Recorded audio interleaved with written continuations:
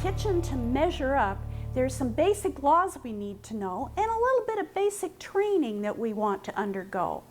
First law is the law of household physics.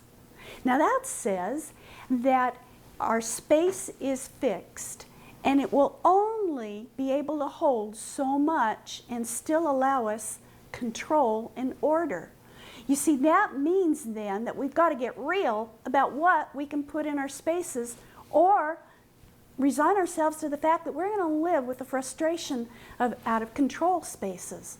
Living the law of household physics means that we've just got to be content with specific numbers of cupboards and drawers, not be frustrated and angry that we don't have the kitchen of Lucy down the street.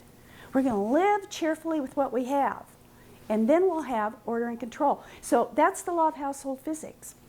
The next law that I'd like to teach you is the law of household ecology, green living, if you will. That means when something new comes in, something old, something less used or needed or wanted, has to go out. Living that law helps us maintain a balance between space and stuff. It helps us live the law of household physics, if you will. And then the third law that we need to know about and live is the law of household reduction. Now that says, and this is pretty obvious, the more stuff we have filling up our spaces, the less space we have to actually live and work in. Stuff seems to encroach on us. And so to live that law, we get rid of things, and then that frees up space. We have more space to work in, to use, to live in. Living the law of household reduction helps us live the law of household physics and the law of household ecology. So keep those three laws in mind. Now, a little bit of basic training. We really can't go much further into any sort of streamlining to create a kitchen that measures up for you without understanding the three reasons really bright people hang on to stuff. Number one, it's out of sentiment. Now you could probably relate to this. Remember the Afghan that Aunt Ethel made for you for your wedding, and you hate it. You just hate it.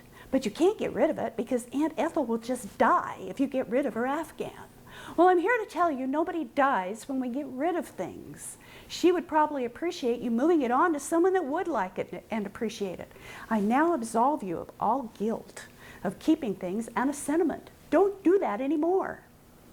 Now another reason really bright people hang on to things they don't like, use, need, want, or have room for, is because they paid good money for it. And you can relate to that.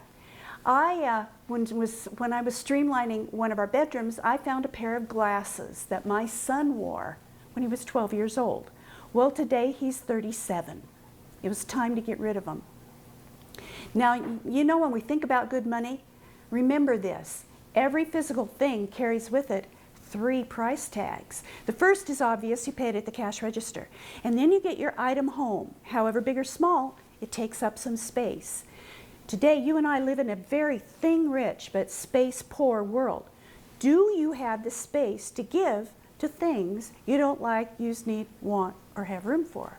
You really need to think about that. And then, after a while, there's a maintenance price. Everything, whether it's a rolling pin or a bobby pin, has to be maintained. You know, either physically or even in the head and the heart. Physical things take up time and energy, and they've got to be maintained. Do you have the space and time to give to maintaining things that you really don't need in your world? So you know what? Here's what happens. Over the long haul, no matter what you paid at the cash register, that price is going to end up being the lesser of those three prices. And finally, the third reason why really bright people cling to things is, and you're saying it already, I might need it someday. Well, you know what? You're probably right, and I won't even debate with you, but that's not the point. There is somebody that does need it today. So if you could find the courage to move things on, and we'll say to charity, for instance, to move things on that you don't need, or that you don't like, use, need, want, or have room for. If you could just move things on, don't worry about whether or not you need it. one of two things will happen, maybe even both. Number one, later on down the line, when all of a sudden you do need that thing you got rid of, the good Lord will present you with another one in appreciation for your earlier generosity. It happens all the time. I see it all the time. Or you could go to your neighbor. She'll have 3 or 4. Honestly, you're covered. So don't cling to things because of sentiment, because you paid good money for it, or out of fear that you might need it. Truly, find the courage to move things on. That's our basic training. That's kind of a bit of mental overhaul here.